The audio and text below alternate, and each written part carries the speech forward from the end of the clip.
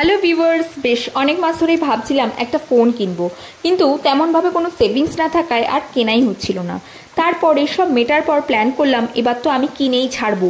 আমার চ্যানেলটা ছিল, বাট কোনো রকম ভিডিও আমি পোস্ট করতে পারছিলাম না, ফোনের ভালো ক্যামেরা না থাকায়। তারপর যেই ভাবা সেই কাজ।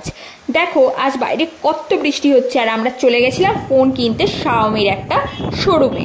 এই শোরুমে এসে ওনাদের বিহেভিয়ারে আমরা এতটাই মুগ্ধ হয়েছিলাম যে আমি রিয়েলমি 16GB ফোনটা কিনেই পেলাম। অ্যাকচুয়ালি ফোনের ফিচার্স নিয়ে তেমন কিছু আইডিয়া আমার নেই, বাট আমার মেইন ফোকাস ছিল ক্যামেরা, স্টোরেজ এবং ভয়েস কোয়ালিটি।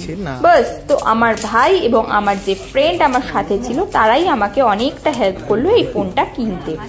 তো বৃষ্টিতে আস্তে আস্তে একদম আমরা ভিজে চুপচুপা হয়ে গিয়েছিলাম, তো তার কোনো ফুটেজ আমার নেওয়া হয়নি।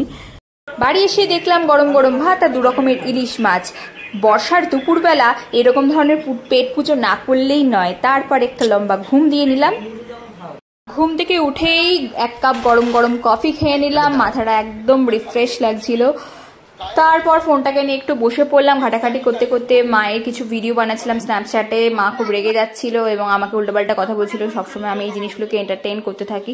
যাই হোক, তোমাদেরও যদি মোবাইলের এরকম কোনো এক্সপিরিয়েন্স থাকে অবশ্যই আমার চ্যানেল শেয়ার করো।